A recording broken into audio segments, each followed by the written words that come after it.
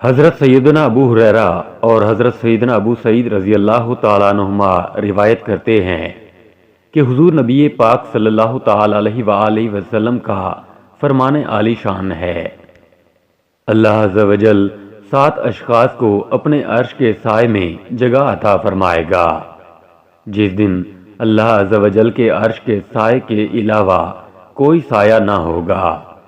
Number 1، عادل حکمران۔ Number 2، وہ نوجوان جس کی جوانی عبادت الہی میں گزری۔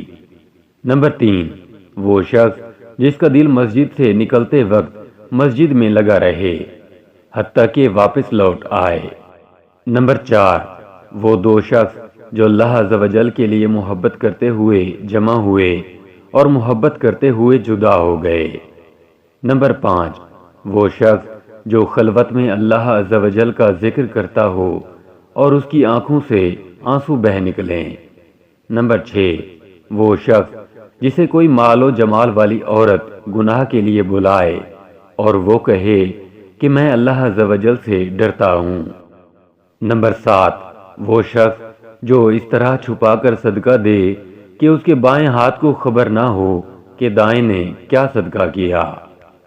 حضرت سیدنا سلمان فارسی رضی اللہ تعالیٰ عنہ روایت کرتے ہیں کہ حضور صلی اللہ تعالیٰ علیہ وآلہ وسلم نے ارشاد فرمایا، 7 اشخاص اللہ عز و جل کے عرش کے سائے میں ہوں گے۔ نمبر 1، وہ شخص جو خلوت میں اللہ عز و جل کا ذکر کرے اور اس کی آنکھوں سے آنسو بہہ پڑیں۔ نمبر 2، وہ شخص جس نے اللہ عز و جل کی عبادت میں اپنی جوانی گزاری۔ نمبر 3، وہ شخص جس کا دل مسجدوں سے محبت کی وجہ سے انہی میں لگا رہے۔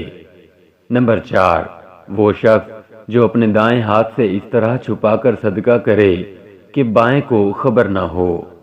نمبر 5، وہ 2 شخص جو باہم ملتے ہیں تو ان میں سے ہر ایک دوسرے سے کہتا ہے، میں تجھ سے اللہ عز و جل کی رضا کے لیے محبت کرتا ہوں، اور اسی پر قائم رہیں۔ نمبر 6، وہ شخص جس کے پاس مال و جمال والی کوئی عورت بھیجی گئی جو اسے اپنی طرف گناہ کی دعوت دے تو وہ کہے، میں اللہ عز و جل سے ڈرتا ہوں۔ اور نمبر 7، عادل حکمران۔ سایہ عرش پانے والے 4 خوش نصیب۔ حضرت سیدنا انس بن مالک رضی اللہ تعالیٰ عنہ سے مروی ہے کہ نبی مکرم صلی اللہ تعالیٰ علیہ وآلہ وسلم کا ارشاد خوشبودار ہے، 4 اشخاص اللہ عز و جل کے عرش کے سائے میں ہوں گے، جس دن اللہ عز و جل کے عرش کے سائے کے علاوہ کوئی سایہ نہ ہوگا۔ نمبر 1، وہ جوان جس نے اپنی جوانی اللہ عز و جل کی عبادت کے لیے وقف کر دی۔ نمبر 2، وہ شخص جو اپنے دائیں ہاتھ سے اس طرح چھپا کر صدقہ کرے کہ بائیں ہاتھ کو خبر نہ ہو۔ نمبر 3، وہ تاجر جو خرید و فروخت میں حق کا معاملہ کرتا ہو۔